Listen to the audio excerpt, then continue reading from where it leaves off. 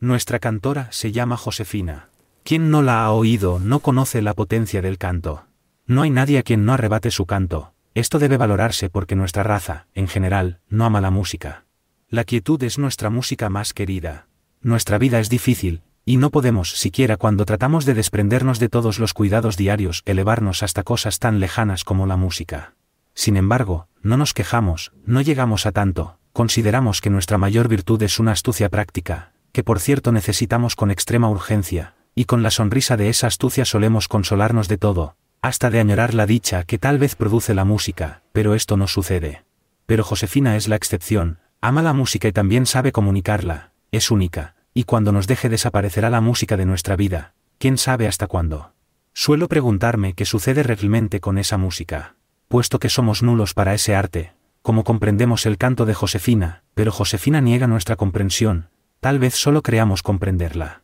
La respuesta más simple sería que es tan grande la belleza de este canto, que hasta los sentidos más torpes no pueden resistirla, pero esa respuesta no satisface. Si así fuera debería tenerse, de inmediato y siempre ante ese canto, la sensación de que en esa garganta resuena algo que nunca se oyó antes y que podemos oír porque Josefina, y solo ella, nos capacita para oírlo. Pero justamente, según mi opinión, no sucede así, no siento eso y no he notado que otro sintiera algo parecido. En círculos íntimos, confesarnos abiertamente que el canto de Josefina no es nada extraordinario como canto. ¿Es siquiera un canto? A pesar de que no sentimos la música, tenemos tradiciones de canto. En los antiguos tiempos de nuestro pueblo hubo canto, las leyendas lo cuentan y hasta se han conservado canciones que, por cierto, ya nadie puede cantar. Tenemos, pues, cierta noción de canto, a esta noción no corresponde el arte de Josefina.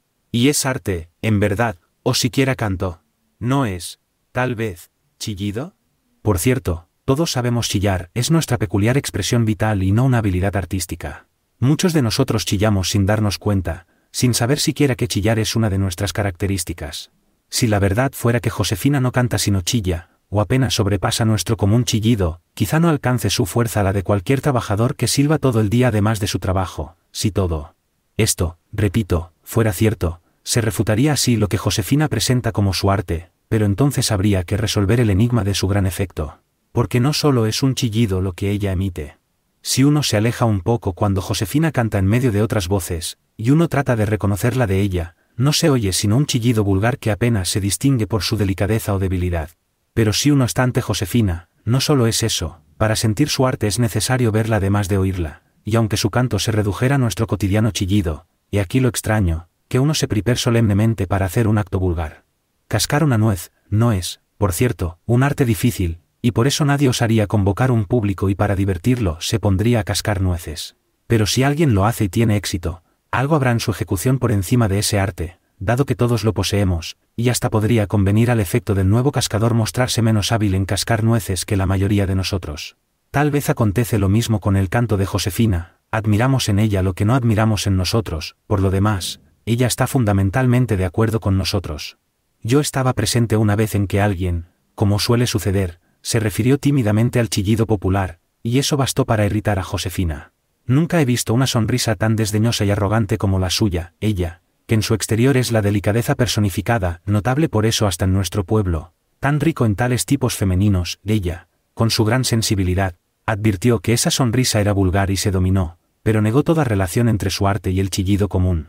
Por los de opinión contraria no tiene sino desprecio, probablemente, odio inconfesado. Esto no es vanidad, pues tales opositores, entre los que de algún modo me cuento, no la admiramos menos que la multitud, pero a Josefina no le basta la admiración, requiere una admiración especial. Cuando uno está frente a ella, la comprende, solo desde lejos la atacan, ante ella se sabe que lo que chilla no es chillido. Ya que chillar es uno de nuestros hábitos inconscientes, podría suponerse que también chilla el auditorio de Josefina. Nos sentimos satisfechos por su arte, y chillamos cuando estamos satisfechos, pero su auditorio no chilla, está mudo, calla como si participara en la ansiada paz de la que nuestro chillar nos aparta. ¿Nos estasía su canto o el solemne silencio que rodea su débil voz? Ocurrió, una vez, que una ratita cualquiera se puso inocentemente a chillar mientras Josefina cantaba. Ahora bien, ese chillido era idéntico al que nos hacía oír Josefina. En el escenario, los chillidos aún débiles, pese a la maestría de la cantora, en el público los chillidos involuntarios, era imposible distinguir. Y, sin embargo, silbamos y siseamos enseguida para silenciar a la intrusa, aun cuando no era menester, pues ella misma, al darse cuenta, se hubiera arrastrado fuera, de miedo y vergüenza, mientras Josefina entonaba su chillido triunfal y se enardecía, con los brazos extendidos y el cuello estirado. Por lo demás, ella siempre es así.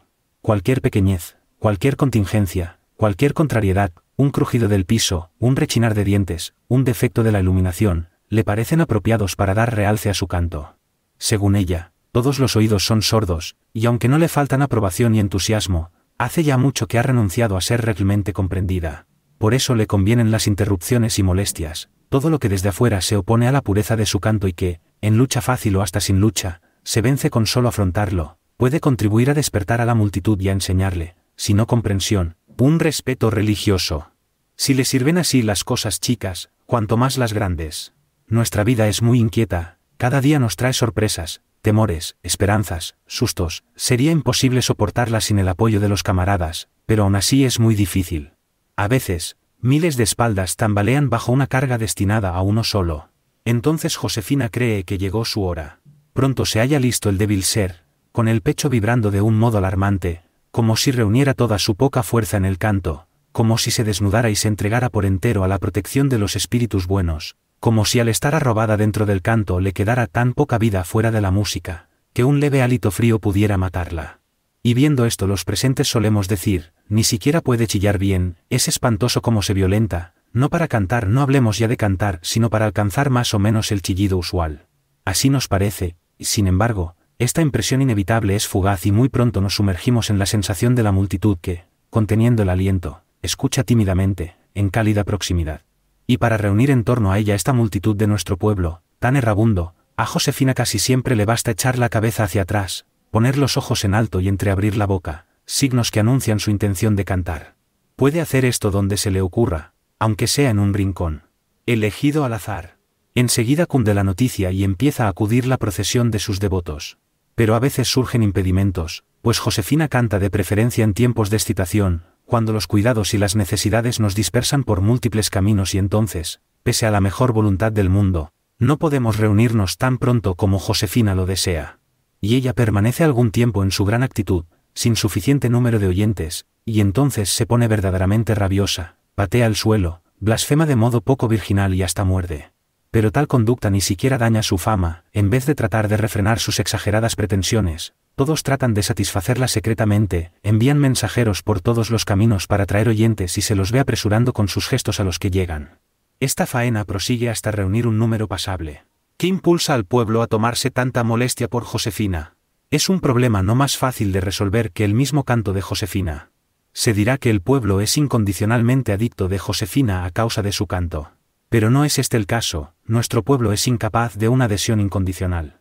Es un pueblo que, sobre todo, ama la astucia inocua, la charla infantil e inocente que apenas mueve los labios. Eso lo sabe la misma Josefina, y lo combate con todas las fuerzas de su débil garganta. Claro está que no debemos ir tan lejos con tales reflexiones. El pueblo está sometido a Josefina, pero hasta cierto punto. Por ejemplo, es incapaz de reírse de ella. Llega a admitir que en Josefina hay mucho de ridículo, pese a todas las miserias de nuestra vida, reímos fácilmente, una leve risa nos es peculiar. Pero de Josefina no nos reímos. Muchas veces me parece que el pueblo concibe su relación con Josefina como si este ser frágil, necesitado de indulgencia, notable de algún modo, según ella misma por el canto, estuviera confiado a él. El motivo no es claro para nadie, pero el hecho es indiscutible. No hay que reírse de lo que nos ha sido confiado. Sería faltar a un deber. La mayor malignidad de que son capaces los más malignos consiste en decir, la risa se nos acaba cuando vemos a Josefina. Así cuida el pueblo a Josefina, como un padre cuida al hijo que le tiende la mano, no se sabe si para pedir o para exigir. Podría pensarse que nuestro pueblo es incapaz de esos deberes paternales, pero los llena ejemplarmente, a lo menos en este caso, ningún individuo sería capaz de lo que hace el pueblo en conjunto. Por cierto, la diferencia de fuerzas entre todo el pueblo y un individuo es inmensa. Basta que el pueblo hospede a su protegido con el calor de su proximidad para que éste se halle seguro. Claro está que nadie se atreve a tratar estas cosas con Josefina. La protección de ustedes me tiene sin cuidado, dice ella. Tienes razón, más bien somos nosotros quienes deberíamos cuidarnos de ti, pensamos para nuestros adentros. Y además, no hay contradicción si ella se nos revela, son únicamente modos y gratitud infantiles, y modo del padre es no tenerlos en cuenta. Hay otra cosa más difícil de explicar, en las relaciones del pueblo con Josefina. Josefina piensa al contrario que es ella quien protege al pueblo. Y parecería, en efecto, que su canto nos salva de malas situaciones políticas o económicas, cuando no ahuyenta la desgracia, nos da siquiera la fuerza para soportarla. Josefina no lo afirma exactamente, pues habla poco, y es silenciosa si se la compara con nosotros. Pero esta afirmación brilla en sus ojos y se puede leer en su boca cerrada. Entre nosotros muy pocos pueden tener la boca cerrada, ella la tiene. A cada mala noticia, y hay periodos en que las malas noticias abundan diariamente, y entre ellas también las falsas y las semiverdaderas, se alza Josefina de inmediato, ella que, en general, se arrastra cansadamente por el suelo, se yergue, estira el cuello y trata de dominar con la mirada su rebaño, como un pastor ante la tormenta. Es verdad que hay niños con pretensiones análogas, pero esas pretensiones no dejan de tener en Josefina más fundamento que en los niños. No nos salva ni nos da ninguna fuerza, por supuesto, y es fácil darse por salvador a posteriori de este pueblo tan acostumbrado a la desgracia, nada indulgente consigo mismo, rápido en tomar decisiones, buen conocedor de la muerte, tan solo temeroso en apariencia, dentro de la atmósfera de temeridad en que siempre vive, además, tan fecundo como arriesgado. Es fácil, digo, hacer el salvador a posteriori de este pueblo que siempre supo salvarse a sí mismo de uno u otro modo, aunque sea mediante sacrificios que hacen temblar de espanto al investigador histórico. En general, descuidamos por completo la investigación histórica. Y sin embargo, es verdad que en situaciones angustiosas escuchamos mejor que otras veces la voz de Josefina. Las amenazas suspendidas sobre nosotros nos vuelven más quietos, más modestos, más dóciles al mandato de Josefina. Con gusto nos reunimos, con gusto nos amontonamos, sobre todo porque el motivo es ahora muy distinto de la tortura dominante. Es como si bebiéramos rápidamente en común. Sí, hay que apurarse, esto lo olvida Josefina demasiadas veces, todavía una copa de paz antes del combate. Resulta menos un concierto de canto que un mitin popular, y un mitin, por cierto, en el cual todos permanecemos mudos, salvo Josefina. La hora es demasiado seria para perderla en charlas. Naturalmente, estas circunstancias no satisfacen a Josefina. A pesar de toda su inquietud y nerviosidad, hay cosas que muchas veces ella no ve, la ciega su engreimiento, y también, sin gran esfuerzo, se le pueden hacer preterir muchas más, pues de esto se encarga un enjambre de aduladores. Pero, cantar inadvertida, en segundo orden, o en un rincón de una asamblea popular, eso nunca. Lo cual no sucede, pues su arte no pasa inadvertido. Aunque en el fondo estamos ocupados en otra cosa, y no solo a causa del canto guardamos silencio, y muchos ni siquiera la miran, hundiendo el hocico en el pellejo del vecino, y Josefina allá arriba parece agitarse en vano. Es indudable que algo de su chillido nos alcanza. Este chillido que se eleva sobre el obligado silencio general, es casi un mensaje del pueblo al individuo. El tenue chillar de Josefina, en medio de las graves decisiones, es casi como la miserable existencia de nuestro pueblo en medio del tumulto enemigo. Josefina se afirma y se abre camino hasta nosotros. Reconforta pensar que se afirma esa ninguna voz, esa ninguna destreza. Si pudiera existir entre nosotros un verdadero artista del canto, no lo soportaríamos en tales momentos. De una manera unánime, rechazaríamos su concierto como una insensatez. Esperemos que Josefina no descubra que el solo hecho de oírla a nosotros es una prueba en contra de su canto. Ella, sin duda, lo vislumbra. Por eso niega con tanto ardor que la escuchamos. Sin embargo, vuelve siempre a cantar, a diluirse en su chillido, más allá de esta sospecha. Pero siempre tendrá un consuelo, la escuchamos quizá del mismo modo con que se escucha a un artista del canto. Y Josefina consigue efectos que un gran artista tratarla en vano de alcanzar y que corresponden, precisamente, a sus precarios medios vocales. Esto se debe, sobre todo, a nuestro modo de vivir. En nuestro pueblo se ignora la juventud. Apenas se conoce una mínima niñez. Es cierto que garantizamos a los niños una libertad especial, que debemos reconocer su derecho a cierta negligencia y a cierta travesura y ayudarlos un poco, nada más plausible que tales exigencias, todos las reconocen, pero nada menos admisible en la realidad a nuestra vida, y los esfuerzos que hacemos en tal sentido son efímeros. Entre nosotros, en cuanto un niño puede corretear un poco y enterarse de lo que lo rodea, ya tiene que ganarse la vida como un adulto.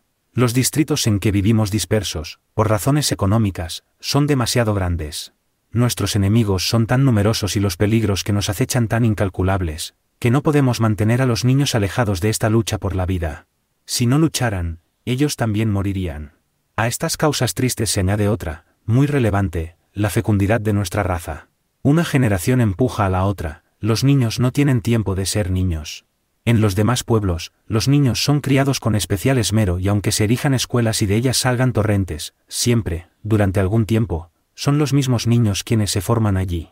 Nosotros no tenemos escuelas, y de nuestro pueblo, a cortísimos intervalos, mandan bandadas incontables de niños, siseando o pipiando hasta que pueden chillar, revolcándose o rodando bajo la presión del montón, hasta que pueden andar solos, arrollando torpemente con su masa todo lo que encuentran, hasta que pueden ver. Y no como los niños de las escuelas, que siempre son los mismos. No, siempre nuevos, sin fin, sin interrupción. Apenas aparece un niño ya no es niño, y lo empujan los nuevos hocicos, indistinguibles su multitud y premura. Por bello que esto sea y por mucho que otros nos envidien, no nos es permitido dar a nuestros niños una verdadera niñez. Eso trae consecuencias, una perpetua y arraigada puerilidad penetra nuestro pueblo. En contraste directo con nuestra mejor condición, que es el entendimiento práctico, obramos muchas veces del modo más tonto, justamente como los niños, derrochadores irreflexivos y generosos. Y aunque nuestra alegría ya no puede conservar la fuerza de la alegría infantil, algo nos queda, sin duda. Hace tiempo que Josefina aprovecha esta puerilidad. Pero nuestro pueblo no solo es infantil, también es prematuramente viejo. No tenemos juventud, somos adultos enseguida, y permaneceremos adultos.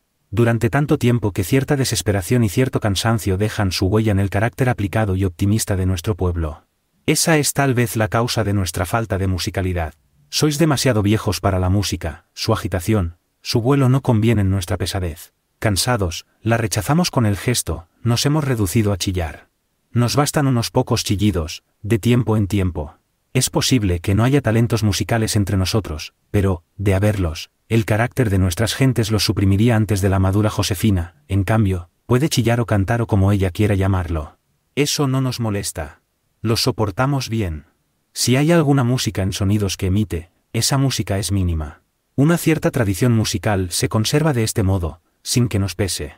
En sus conciertos, tan solo los muy jóvenes se interesan por la cantante, la miran con asombro cuando ella mueve los labios y expulsa el aire entre los menudos incisivos, embelesada con sus propios tonos. Languidece y utiliza este caimiento pasa a destacar nuevas habilidades cada vez menos comprensibles, hasta para ella misma. Pero la multitud se mantiene recogida y en suspenso. Soñamos en las escasas treguas de la lucha, es como si a uno se le aflojaran las piernas, es como si pudiéramos, una vez, echarnos y relajarnos en la cálida cama del pueblo. Y en medio del sueño, de vez en cuando, se oye el chillar de Josefina. Ella dice que es chispeante. A nosotros nos parece fastidioso. En esta música hay algo de nuestra pobre y corta niñez, algo de la dicha perdida que ya no encontraremos. Pero también hay algo de nuestra activa vida presente, de su vivacidad pequeña, incomprensible, y sin embargo, tan pertinaz. Todo esto no se expresa con una gran voz, sino muy despacio.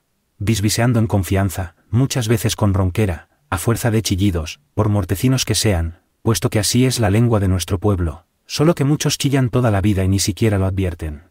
Aquí, al contrario, el chillido está liberado de las ataduras de la vida cotidiana y nos libera también, aunque sea por un momento. En verdad, nos apenaría dejar de oír estos conciertos. Pero de esto a la afirmación de Josefina de que su música infunde nuevas fuerzas, hay una gran distancia. Hablo, bien entendido, del común de las gentes y no de algunos partidarios incondicionales. ¿Cómo podría ser de otro modo?, dicen con arrogancia estos últimos. ¿Cómo podría explicarse la gran concurrencia, sobre todo en momentos de grave e inmediato peligro y que ha estorbado, más de una vez, nuestra oportuna defensa contra ese mismo peligro? Por desgracia, esto último es verdad, y no es precisamente un título de gloria para Josefina, sobre todo si consideramos que muchas veces el enemigo dispersó nuestras reuniones, matando a muchos de los nuestros, y que Josefina, la culpable de todo, tal vez atrajo al enemigo con su chillar, se reservó siempre el lugar más seguro y desapareció la primera, con la complicidad de sus partidarios. Todos lo sabemos, y sin embargo, nos apresuramos a rodearla cada vez que vuelve a cantar. De aquí podría deducirse que Josefina está por encima de la ley, que se le permite hacer lo que quiere, aunque perjudique a la comunidad, y que todo se le perdona. Si así fuera, se explicarían las pretensiones de Josefina. Hasta podría verse en esta libertad que le da su pueblo, en este regalo extraordinario, por cierto, contrario a las leyes, nunca otorgado a otro, el reconocimiento de que su pueblo, como ella afirma, no la entiende, se asombra y pasma ante su arte y sintiéndose indigno de ella, trata de compensar con un favor supremo que llega a la muerte, las penas que le causa con su incomprensión. Así como el arte de Josefina está fuera del alcance general, el pueblo coloca también fuera del poder de sus órdenes a la persona de Josefina y a sus caprichos, en lo pequeño, tal vez así suceda, tal vez el pueblo capitule demasiado pronto ante Josefina. Pero no es su adicto incondicional. Desde hace mucho, quizá desde el principio de su carrera, Josefina lucha para que no la obliguen a trabajar, deberían eximiría, por lo tanto, de toda preocupación económica. Un entusiasta fácil entre nosotros hubo algunos podría pensar que el solo hecho de formular pretensión semejante, la justifica. Pero así no lo entiende nuestro pueblo y rechaza con calma la pretensión de la cantora. Tampoco se esfuerza mucho en refutar los fundamentos de la demanda. Josefina, por ejemplo, hace notar que los esfuerzos del trabajo dañan la voz, que el trabajo la priva de toda posibilidad de descansar después del canto y de fortalecerse para la próxima función, que en esa forma se agota por completo y no puede alcanzar su capacidad máxima. El pueblo la escucha y pasa a otro asunto. Este pueblo, tan fácil de conmover, sabe también mostrarse insensible. El rechazo es a veces tan terminante que la misma Josefina se sorprende y parece entrar en razón. Entonces trabaja como es debido, canta lo mejor que puede, pero luego vuelve a la carga. En el fondo se ve claro que Josefina no desea de verdad lo que pretende. Es razonable, no le teme al trabajo, temor desconocido entre nosotros y además, si le otorgaran lo que exige, seguiría viviendo como de costumbre, el trabajo no le impediría cantar, el canto no sería más bello. Lo que Josefina desea es el reconocimiento público, unánime, imperecedero, de su arte. Esto, aunque todo lo demás parezca accesible, fracasa tenazmente. Quizá le hubiera convenido encarar la cuestión por otro lado, quizá ella misma reconoce el error, pero no puede echarse atrás. Le parecería una deslealtad consigo misma, está obligada a seguir hasta la victoria o la muerte. Si fuera verdad que tiene enemigos, podrían divertirse con esta lucha, pero no tiene enemigos, y aun cuando la critican, esta lucha no divierte a nadie. El pueblo se muestra en fría actitud de juez. En el rechazo del pueblo, como en la pretensión de Josefina, lo significativo no es el asunto sino el hecho de que seamos implacables con una persona a quien, por otra parte, protegemos paternalmente.